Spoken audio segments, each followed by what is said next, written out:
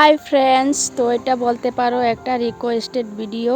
কারণ আমাকে একটা দিদিভাই খুব সুন্দর করে কমেন্ট করে বলেছে যে দিদিভাই তুমি ব্লাউজ একটা সম্পূর্ণ ভিডিও দেখানোর জন্য। তো ব্লাউজ কিভাবে কাটিং করে সিলি করেছি, প্রিন্সেস কাট ব্লাউজ। তো তোমরা দেখতে থাকো। অবশ্যই এই ব্লাউজটা তোমরা যদি দেখে আমার ভিডিওটা যদি দেখো তাহলে তোমরা নিশ্চয়ই এরকম করে সুন্দর করে একটা ব্লাউজ তৈরি করতে পারবে, যারা তোমরা অল্প অল্প দর্জি কাজ শিখছো তারা। তো তোমাদের জন্য খুবই একটা রিকোয়েস্টেড ভিডিও হবে এটা, তো মানে হেল্পফুল ভিডিও একটা হবে। তো আমাকে একজন খুব রিকোয়েস্ট করেছিল, তার জন্য 2-3 দিন হলো আমাকে কমেন্ট করছে যে দিদিভাই একটা ভিডিও সুন্দর করে একটা ভিডিও বানিয়ে দিও যাতে আমরা দেখতে পারি। তো এরকম 2-3 জন দিদিভাই আমাকে কমেন্ট করেছে, তো তাদের জন্য আমি এই ভিডিওটা বানিয়েছি। তো দেখো ব্লাউজটা কাটিং করেছিলাম, কাটিং করে প্রিন্সেস কাট কাটিং করে এখন সিলি করতে বসে গেছি। তো এটা হুক পট্টি লাগানো হয়ে গেছে, আর এখন লাগাবো আমি হুকের ঘর। তো তোমরা দেখতে থাকো আমি কিভাবে সিলি করছি। খুবই সুন্দর হয়েছে ব্লাউজটা বানানোর পরে, আমি তোমাদেরকে দেখিয়ে দিচ্ছি। তো ভিডিওটা দেখতে থাকো, তবে বুঝতে পারবে ব্লাউজটা কেমন হয়েছে। তো এখন আমি হাতের লাইনিংটা লাগাচ্ছি। হাতের লাইনিংটা লাগানো খুবই জরুরি।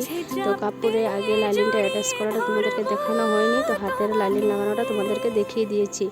তো দেখতে থাকো, এইভাবে আমি ব্লাউজ সিলি করি। তো আমার কাছে তো খুবই ইজি হয়ে যায় আমার কাজগুলো। তো আমার খুবই মানে ফিতে দিয়ে না মাপলেও হয়ে যায়, কিন্তু তোমাদের জন্য আমি ফিতে দিয়ে মেপে মেপে দেখাচ্ছি, কারণ তোমরা তাহলে বুঝতে পারবে কিভাবে কি করলাম। তো এখানে আমি নিচের পট্টিটা লাগিয়ে নিলাম ব্লাউজের, যেটা ব্লাউজের নিচের পট্টি থাকে না সেটা লাগালাম। তো দেখতে থাকো কিভাবে লাগালাম। আর এখন আমি দড়ি পাইপিং লাগাচ্ছি। তো দড়ি পাইপিং আরেকদিন তোমাদেরকে ভালো করে দেখিয়ে দেবো কিভাবে দড়ি পাইপিংটা অ্যাটাচ করা হয়। তো এখন দেখো আমি এই প্রিন্সেস কাটের যে ব্লাউজের মেন মানে প্রিন্সেস কাট যেটা সৌন্দর্য উঠায় সেটা হলো পাইপিং দিয়ে বানালে খুবই সুন্দর প্রিন্সেস কাট ব্লাউজ তৈরি হয়ে যায়। তো আমি তো এইভাবেই লাগাই। তোমরা কে কীভাবে ফিটিং করো আমাকে জানিয়ে দিও কমেন্টের মাধ্যমে। ভিডিওটা সম্পূর্ণ দেখে তারপরে কমেন্ট করো, কারণ খুব কষ্ট করে ভিডিওগুলো বানানো হয়। আর তোমরা যে সম্পূর্ণ না দেখেই কমেন্ট করো, উল্টাপাল্টা কমেন্ট করে যাও, তাহলে আমাদের খুবই খারাপ লাগে। আর ভিডিওটা ধাক্কা মেরো দিও না, কারণ একটা ভিডিও বানাতে অনেকটাই সময় আর অনেকটাই কষ্ট হয়, যার জন্য মানে ভিডিওটা তোমরা যদি ঠেলা মেরে দাও তাহলে খুবই কষ্ট পাই মনের মধ্যে। তো তোমরা এইভাবে আমার ভিডিওগুলো দেখতে থাকো, আমাকে ফলো করে রেখো। যদি আমার ভিডিও ভালো লেগে থাকে তাহলে তোমাদের টাইমলাইনে শেয়ার করে দিও, আর অন্যদেরকে দেখার সুযোগ করে দিও। খুব সুন্দর করে আমার এই ভিডিও দেখেই তোমরা ব্লাউজের ফিনিশিং আনতে পারবে। তো দেখো, ঘরে বসে থেকে লাভ নাই, কিছু না কিছু একটা করতে হবে। মেয়েদের জীবনে যদিও স্বামীর অনেক টাকা পয়সা থাকে তাহলে হয়তো কাজ না করলেও চলে, তো আমাদের মতন মধ্যবিত্ত পরিবারের যে আমাদের সমস্যাগুলো সেগুলো আমরা নিজেরা যদি অল্প টুকটাক কাজ করে হাত খরচাগুলো বের করে নিই তাহলে কি অসুবিধা আছে বলো। ঘরের কাজ সম্পূর্ণ সেরে তারপরে আমি ব্লাউজ বানাই, তারপরে আবার ভিডিও করি। তো দেখো, লোকে নানান ধরনের কথা বলবেই, সেটা কোনো বড় ব্যাপার না।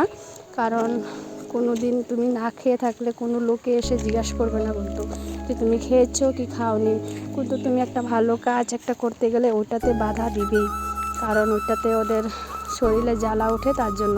তো ওইগুলো কিছু মনে করো না, কারণ আমাকে অনেক মানুষই কিবাকিবি বলে, তার জন্য তোমাদেরকে এই কথাটা শুনিয়ে দিলাম।